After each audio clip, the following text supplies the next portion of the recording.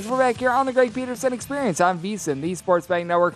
Great to be joined by David Baker, the 2020 Westgate SuperContest champion, a man that makes his bones for a living as a great professional poker player as well. And David, typically this is a time where we dive into what we had seen on an NFL Sunday and react, and we are certainly going to be doing that. And thank you, as always, for joining me. But I know that you, on top of all of your football wagers, you take a look at some baseball, you take a look at a few other sports, and I know that you were watching the Phillies versus Padres game, and I know that in your tweet to promote this, you're talking about a bad managerial decision. I know exactly what you're talking about, and I'm just going to clear out right now and give you the floor on what we saw in terms of the National League side of things on Sunday.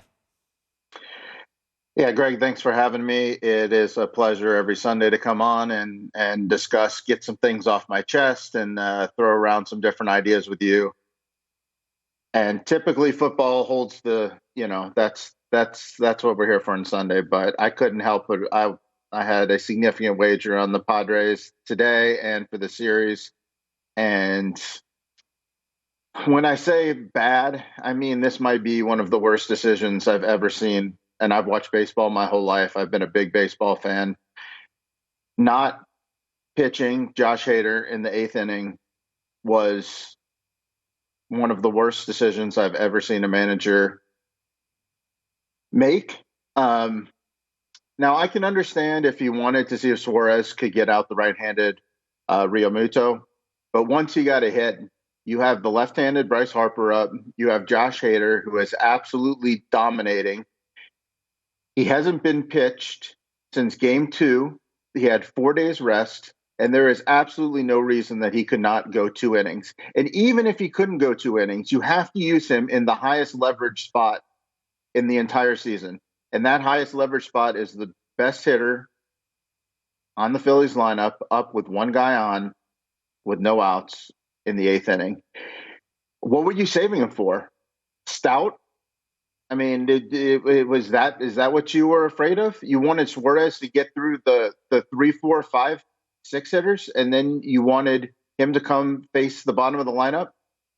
I mean, I really felt like they missed an opportunity last night where they had a lead and they just left Manaea in there. And, Manaea has been a great pitcher for the last several years, but he has been awful for the last month plus. So he should not be in the high leverage situation. Like, they had to get through that game. Now they get it to the game today, and they have the lead in the 8th inning, and you've got the most dominating closer in the last 5-10 years in your pen, and you didn't unleash him. If he couldn't even go the full 6 outs, then, come back with Musgrove to get the last few outs. I mean, you can piece it together. You've got the 8th and 9th hitters to get those last few outs. You've got to get through the heart of the lineup, and I didn't understand it. I'll never understand it. I just listened to Bob Melvin's interview, and he said that he wanted Hader to get 4 outs. Why 4? Why not 6?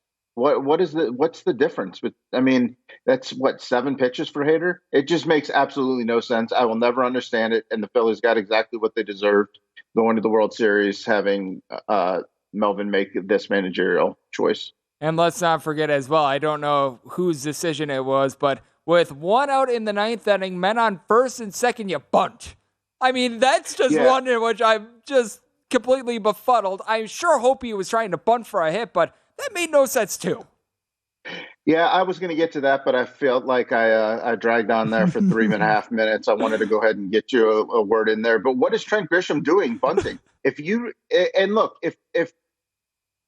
doesn't have the confidence to get a base hit in that situation, then he should not be up. I mean, I know that he hasn't been great, but I mean, he does have power.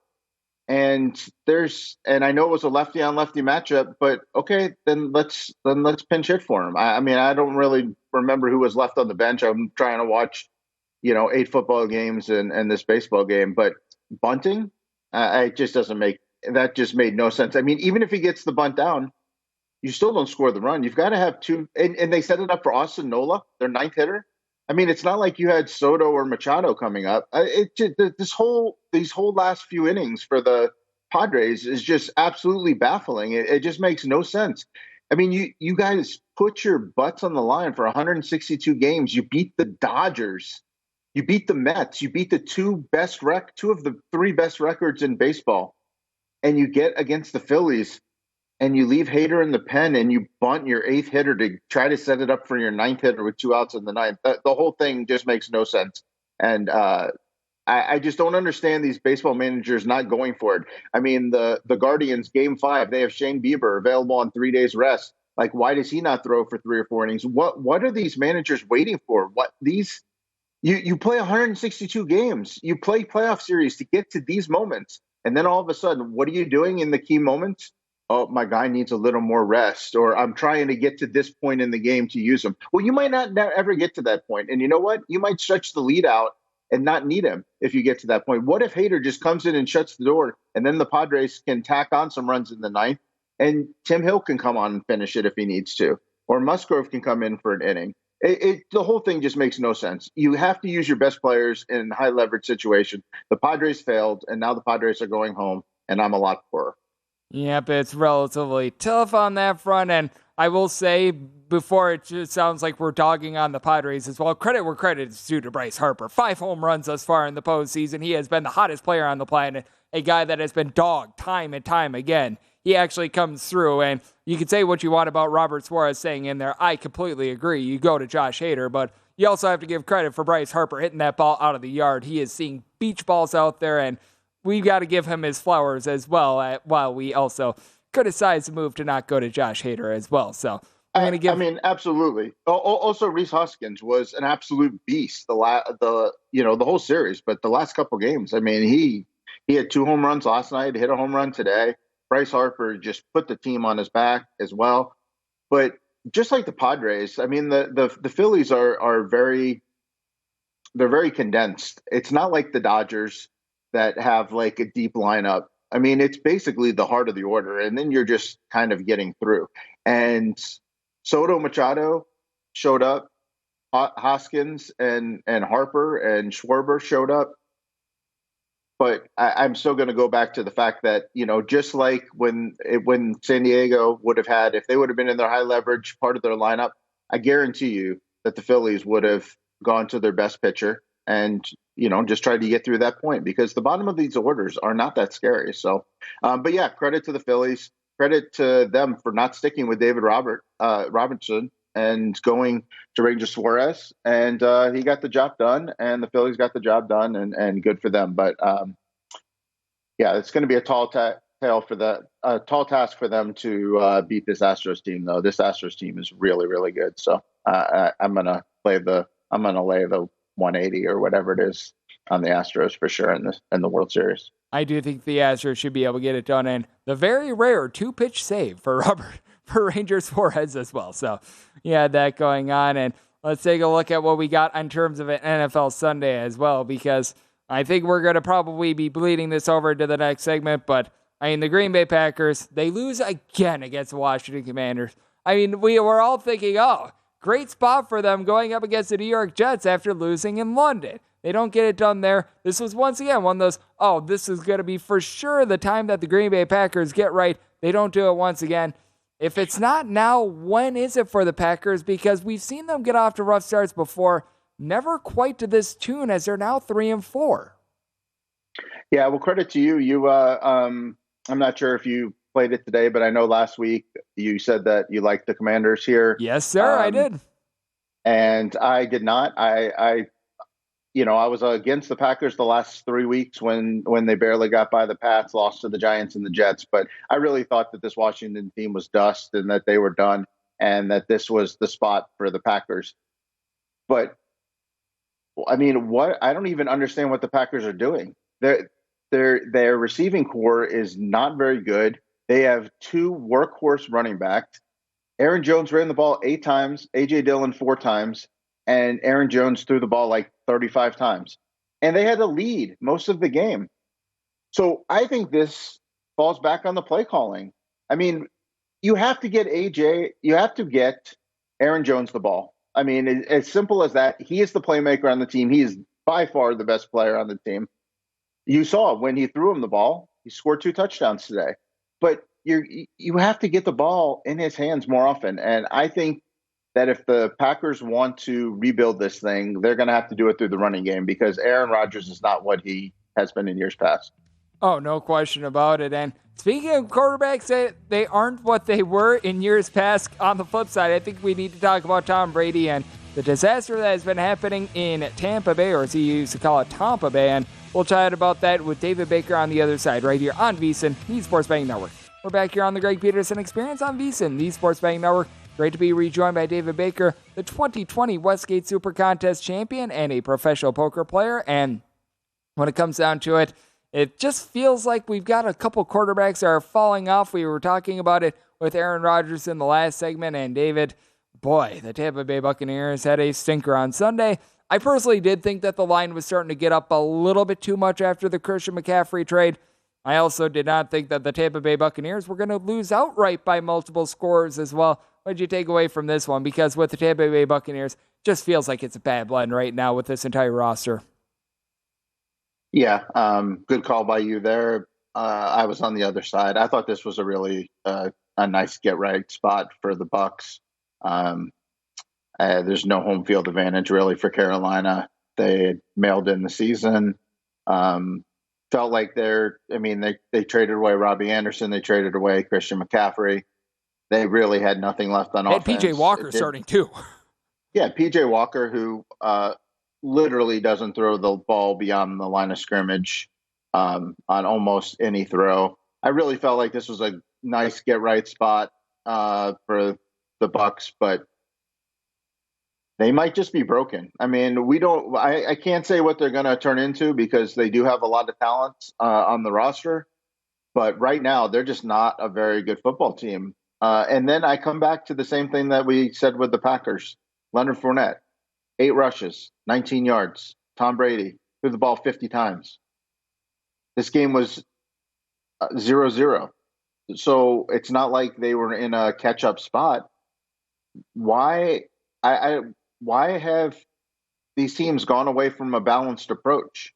If you look at the teams that are succeeding right now, they have balanced offenses. And the this is not football of 2 years ago where we're seeing 50 and 60 point totals in these games. Balance it out. Tom Brady is bouncing balls. I've never seen him look this bad. And for anybody out there tweeting at me or other Brady people, see, I told you Brady stinks. Look, Brady is not what he is, and is not today what he has been, and that's a fact. But that does not take away from the 20 years of greatness that he's provided. But he's broken right now. I mean, he's bouncing balls. He's overthrowing people. And the run scheming is just bad. I mean, if you just saw some of those carries, Leonard Fournette on 3rd and 1 and 4th and 1, and there's just no holes. I don't know. The scheming is bad. The execution is bad. This team is broken. And if you didn't get right here, you didn't get right at Pittsburgh. I don't know when you're going to get right. So yeah, this Bucs team is in for it. I mean, what do the Bucs, Packers, and Commanders all have in common? 3-4, all the same record.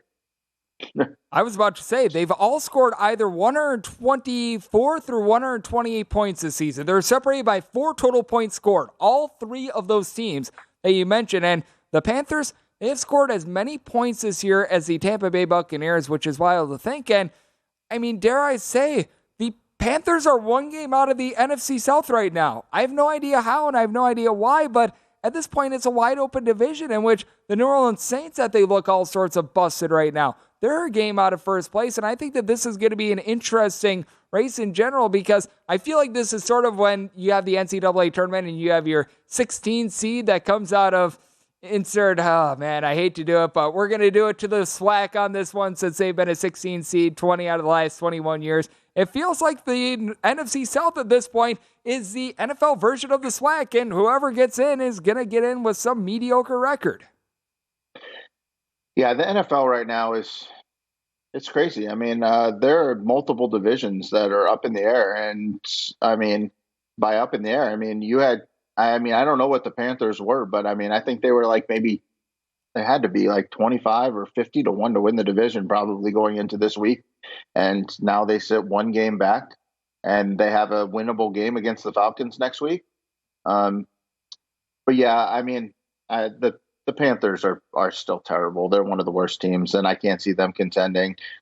This Atlanta team, I think the win got taken out of their sails. I mean, ultimately, it's all going to go through Tampa, no matter how bad they've been. But boy, they do not look good, and they do not strike any fear into their opponents at this point. I mean, they lost to Pittsburgh and Carolina, two of the bottom 5 teams. Yep, and I think that apology is deserved by myself to all of those fans of the SWAC, because I have made quite a bit of money betting non-conference on teams like Texas Southern and company. They are a bankroll booster when it comes to the non-conference portion of the season, so I will offer that apologies. But, man, doesn't look good for the NFC South right now. And who would have thought that in the NFC West it would right now be the Seattle Seahawks who are on top of the division, as they took down the LA Chargers, and they really controlled that game. They hit the Chargers right in the mouth. They had a 2-score lead, actually a 3-score lead at the end of the first quarter. They were able to maintain from there, even though Geno Smith didn't necessarily have his A game. And for the Seattle Seahawks, they right now find themselves with a better record than the Denver Broncos after trading away Russell Wilson. And do you think that we need to give some kudos to this coaching staff in general and Pete Carroll? Because I've been thoroughly impressed by what I've seen out of the Seahawks this season. Absolutely. I mean, this Seattle team, that in the list of surprises, they're near the top. As far as good surprises, bad surprises, I mean, obviously we've detailed some of them already, but this Seahawks team, they're good. I mean, dare I say they're good. Geno's slinging it. I mean, it's at this point, it's no longer a novelty and just cute little run that he's had. He's playing really good football, and they have 2 really good receivers. If DK is not really injured, this team can compete.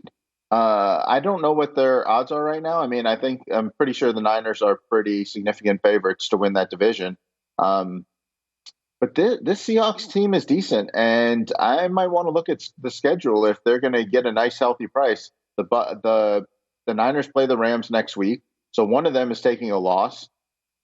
The Seahawks can come out of that game against the Giants and win that game. They're going to be 2 games clear of one of those 2 teams and up on the other one. So I think the Seahawks team could be for real. The defense has a lot of young parts, but they're playing really better than they started the year. I'm not going to say really good, but I mean, they started the year as one of the worst defenses, and they've really shown some improvement. And Geno looks really good. So, yeah, I think Seattle's for real, and I think they have a shot, not only the division, but a wild card if San Francisco gets healthy and does what we all think they might.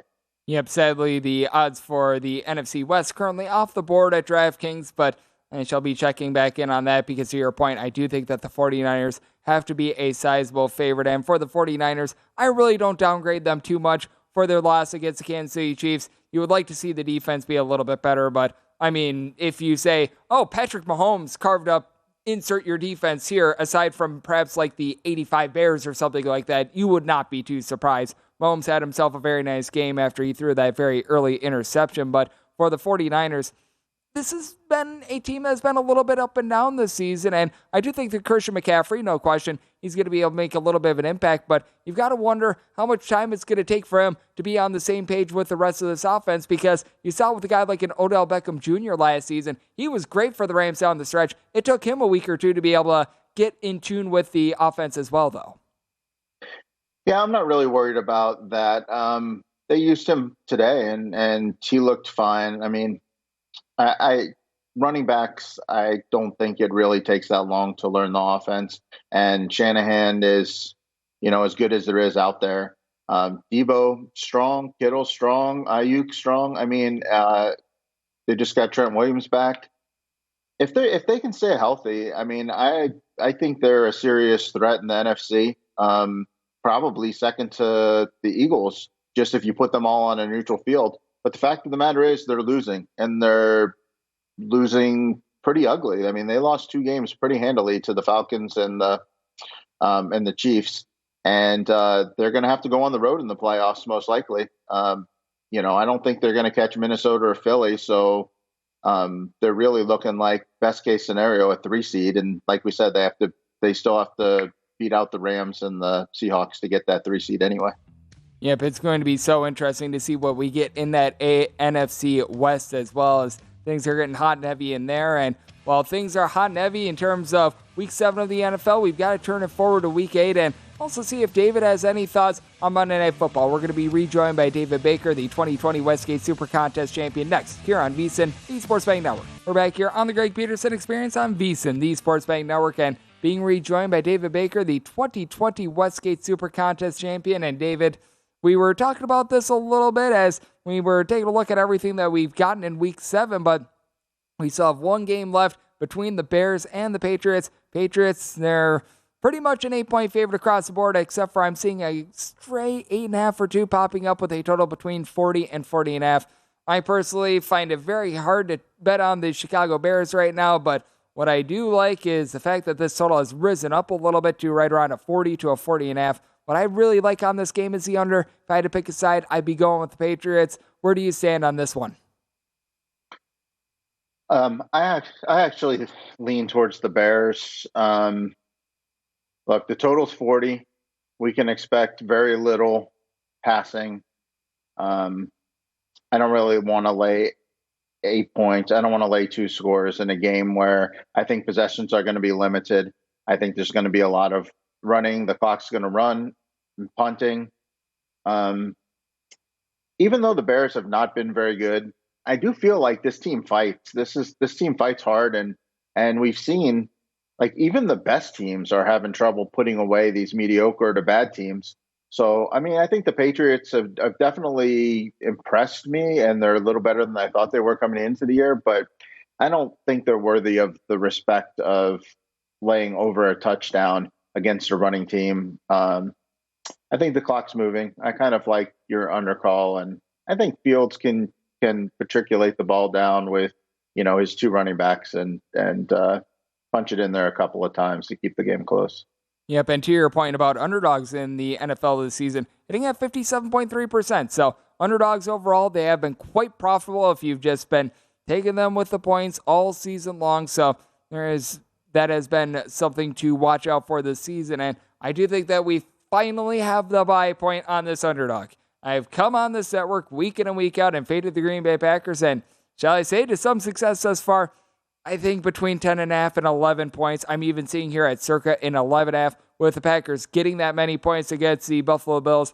I think this is finally the buy point on the Green Bay Packers. This is going to be the first time ever, as long as it closes here, that Aaron Rodgers is a double-digit underdog. The Buffalo Bills are an incredible team.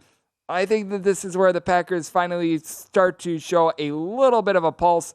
Not sure where you stand on this one, and obviously it's early on in the week, but I feel like this line movement just a little bit too steep. And my initial thoughts on this are right with you. Wow, 11.5 points. How the mighty have fallen. Yeah. This team was a 2-1 favorite to, I think they were 3-1 favorite to win the NFC North. They were basically co-favorites to win the NFC with the Bucs at the start of the year. I'm not sure what the look ahead was before the season started, but my guess is somewhere in the 4 to 4.5, or maybe as high as 5.5. But I don't think it got to 6, and now we're looking at 11.5 points. These Bills team's great, and this Packers team's not very good, but 11.5 points is a little steep for me. I'm leaning the Packers' way right now. And I wouldn't be surprised if that gets bet down a little bit. I can't see people looking to run to the window to lay 11.5 points versus Aaron Rodgers.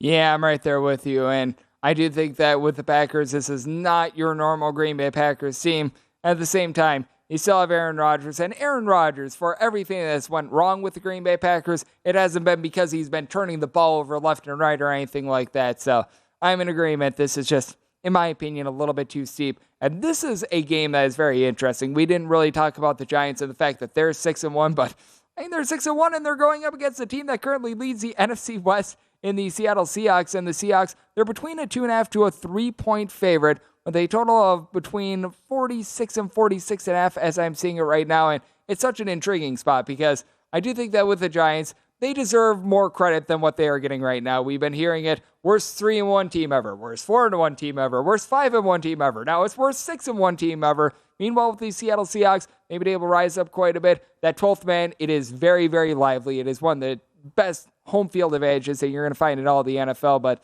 at some point, I think that we've got to give the Giants a little bit of respect. And if we get a 3 or higher, like I'm starting to see right now, I think that might be a good buy point on the Giants. I'm not really sure where I'm going to play out on this game. Both these teams have been very impressive.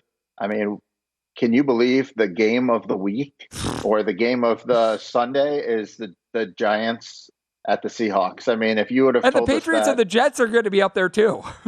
Yeah, you told us that 7 weeks ago. I mean, I think these teams had a combined win total of 11 maybe. I think Seattle was 5 and Giants were 6 or somewhere in that ballpark. And now they have combined 10 wins, and they're currently in first and second in their respective divisions. They were picked to come in last. So, yeah, I'm excited for this game. I'm not really sure where I'm going to play out. The Giants, I think, do deserve a little more respect. I played them today. I thought it was a very disrespectful line at Jacksonville. I don't know why people think Jacksonville's better than the Giants. I mean, Jacksonville's 2-5. I mean, I think we need to start selling this Jacksonville team. I mean, it was a cute story. They came out versus what we know now is a very bad Colts team, and blew them up week 1. But since then, they haven't really done anything. Or I guess that was week 2. But they really haven't done anything. And they were laying points to this Giants team. Now they're going to London and they're laying 4 against the Broncos, who I don't like the Broncos. You don't like the Broncos, but why did the Jags all of a sudden have all this respect? What have they done? So, yeah, I know we were talking about the Giants, but that kind of just led to that game. The Giants were the better team today. They won, and they have a very balanced team. I know they don't have the marquee receivers, but they're getting the ball down the field, and Barkley's a boss right now. So, and Daniel Jones doing what he needs to do, and Dable Coach of the Year for sure. So, yeah, I mean, I'm buying this Giants team. I'm not sure if I'm going to buy them this week because I like the Seahawks too, but I like what they're doing there.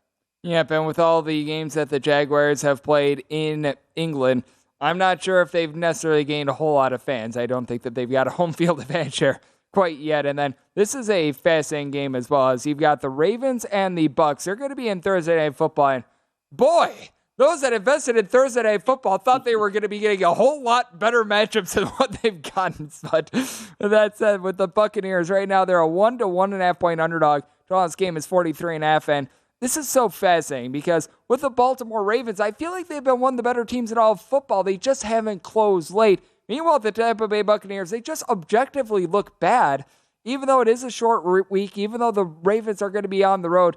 I like the Ravens in this spot. I just feel like this is a Buccaneers team that they're just not very good at this point. Yeah, I mean, we talked about the Bucs earlier, and I think we're in agreement that this is not the Bucs team that we've seen for the last several years. So I don't really know what we're going to get. That being said, Tom Brady, a dog at home? I don't know. Yeah, I'm not really sure where I'm going to go on that, but I am excited to watch that game. You did mention earlier that Jets-Patriots game. And it's kind of intriguing to me. If I'm looking at the look-ahead lines and want to bet an early wager, I think I might go to the window and take the Patriots. I mean, I've taken the Jets the last several weeks and I've won, but Zach Wilson really, really looks bad. He's not very good. Breece Hall, very big weapon for them, out for the year with a knee injury. I'm not sure how hurt Corey Davis got today. Elijah Moore doesn't want to play for this team anymore. Bill Belichick versus Zach Wilson. I don't know. I mean, I'm not really sure that the Jets, this might be a fall on your face spot for the Jets. And the line's 1.5 now. If the Patriots go out and look good tomorrow and don't suffer any injuries, I could see this line getting north of a field goal. So if you want the Patriots, also the Sharps really seem to like the Patriots. So if you like this, I think you might want to jump on it early. Yep, I agree, because with that Hall injury that you mentioned, it's only moved 0.5 point, which I do think that it should have moved a little bit more. And you're a man that's making moves, David. You do an amazing job in everything that you do. I know that you wager on quite a bit more than just the NFL, and you do a great job as a professional poker player yourself. Always appreciate the time. Thank you. Yeah, thanks for having me. It's fun every Sunday, so I'll see you next Sunday. It's always great to have David Baker aboard, the 2020 Westgate Super Contest champion. Always great to be able to dissect the NFL with him, and always great to be able to dissect some pro tips with you guys. VSiN.com/subscribe for all of them. We give out one every hour of live programming, and the one for this hour is don't get too cute in terms of the NBA futures market with regards to these guys that come out to early starts. We've seen Ben Ratheren become the number 2 option in the Rookie of the Year race after 3 games. A lot of times this is very overreactionary, and I would say don't jump on the super hot guy after like 3 or 4 games due to a little bit of overreaction. And coming up next, going to give you guys a little bit of a college basketball